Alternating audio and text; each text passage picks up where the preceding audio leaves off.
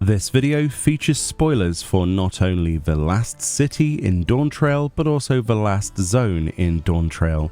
If you want to skip past those spoilers, I have timestamped to just simply looking at the outfit, but of course without context you're going to be wanting to know where that's from, and in which case the rest of the video will be there. But I will put this warning: if you don't want to see any spoilers at all, or accidentally click through this is your time to turn off, because obviously, as I said, we do go into spoiler territory here for the actual fate location and also showing the vendor. With that being said then, the actual item itself isn't a spoiler, you've seen people walk around with it, but how do you get that new mascot costume? Well, of course, you need to come over to Living Memory, the last zone in the game. And as you can see, if we zoom into the map, there is a section called the Tower of Mu. Now, you're not going to be able to get here unless you have flying, or if somebody else will actually help you up here. So if you're still, getting your ether currents, not to worry, try and get somebody in shout chat or a friend of yours to take you up here, because there are no stairs, as you would probably imagine, much like the other one. This is the actual arena itself then. I'm not going to show the fight.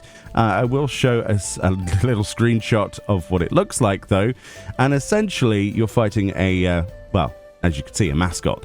So once you've cleared this fate once, you will get 6 cogs. They're basically this new currency that you get from this fate, much like the scales of Tokrone. These are the actual cogs from this fight. They look like this. They're called a Mica Mascot. It says a gear torn from a mechanical heart of Mica the magical Mew. And of course, 6 isn't enough for the actual costume. You need 12, so that means you need to complete this twice. My recommendation would be to join the Faloop Discord or use the Faloop app. A link will be in the description if you're unsure of what that is. Essentially, it's so the community can keep track of when things are up, when there's a window open for that spawning. Essentially, you have a chance, if the window is open, which you have completed all of those particular fates in that chain, for it to spawn. Again, this is something highly contested, and once it is on a cooldown, it does appear to be on really quite a big one. I had to wait 24 hours from the previous clear to actually be able to see any of the windows open. They are currently open at the time of recording, but that probably doesn't help you. You might be at work or so on and so forth, but definitely keep an eye out on those shout messages, join some link shells, join Faloop, whatever you want to do. Once you've got your 12 cogs, we then need to spoil the other last place in the game, but at this point I'm pretty sure most people will have turned off, which is of course Solution 9. The vendor in question, obviously, if we go up to the Etherite, which I'm always too far away from for some reason, is at the Nexus Arcade. So if you haven't got this mini Etherite, you might want to, considering it's one of the most useful parts of the game. This is where you get all of your tome stuff, tome gear, all the miscellaneous stuff, your collectibles. It is a pretty lively place. And as you can see, there's a few people here as well. So you'd simply go over to the miscellaneous section on Urshepia, which is next to Zircon, the Tomestone Exchange, and you can exchange your, obviously, Sublime Curiosities for your actual items. So, of course, I said that you needed 12. Technically, you don't, right? Technically, you only need 10. But you get 12. There's no way of getting 10. Well, actually, I suppose if you silver ranked it, but why would you go out of your way? Essentially, it's a 2-piece. Each piece will cost you 6 and 4 dependent, and they are dual die-able. So let's go and have a look at this together after we exchange our cogs, and we'll try and do a bit of a die preview as well.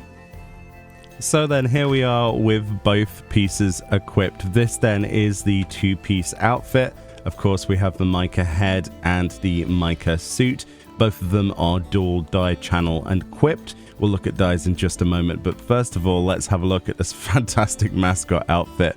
And I've seen people walk around in the game before I knew that this fate even existed going, what is that? How do I get it? It is just, well, it's hilarious, isn't it? Let's be perfectly honest. I love the little top hat, the love heart thing. It's kind of like a Valention's outfit. It's very interesting. I love the detail on fur that we've got here when we go up close and personal to this model. Look at that tail. Look at how many strands of fur you can see on that actual tail. That's awesome. So yeah, the glamour update, the graphics update with the glamour is exceptional. It would have been nice probably for this to be multiple sets. I just kind of want the tail just to equip separately. you know, like we had with the fox one. Sorry, the wolf one. The hat is exceptional though. Look at the felt and the quality on that. I don't know if it's coming through on YouTube, but the difference in textures, it's just really nice, isn't it? Really, really nice. Big fuzzy nutkin, basically. Just awesome. Absolutely awesome. And we've got like the acorn in the center there underneath the ribbon. What's not to love? Well, I think the best way to do this to showcase the dies would actually be to do a side profile. I think that's probably the best way of doing it. Or should we do a front? Maybe that. Yeah, do a front, actually. We'll do a front.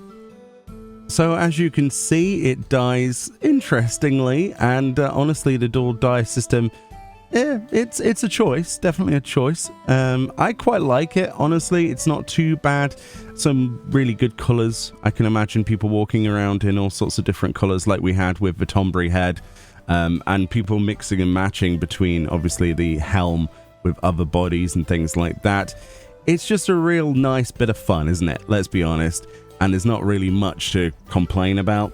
It is a cool fate, though, and it's not something I certainly expected. I mean, did you expect, really, for there to be this massive, chipmunk or nutkin or whatever this is supposed to be, with a top hat, wearing an acorn ribbon, and a Valention's love heart waistcoat with a fluffy tail? I mean, if you had asked me what the next mascot outfit would be a year ago, I don't think I could have predicted this. Not even remotely. Looks really good though, doesn't it, in a variety of different dyes. Very cool stuff. I suppose one thing that we haven't shown is what it looks like separately, right? If we were to hide the helm, how does this look? So obviously if your character has long hair, it's going to clip. It always does. But yeah, obviously it's quite a bulky body. Enormous, in fact. But there's nothing stopping you from putting a Namazu head on there or whatever you want, or a toad head. It could be a toad with an acorn if you wanted to. And then obviously vice versa, if we were to just have the head on our naked body.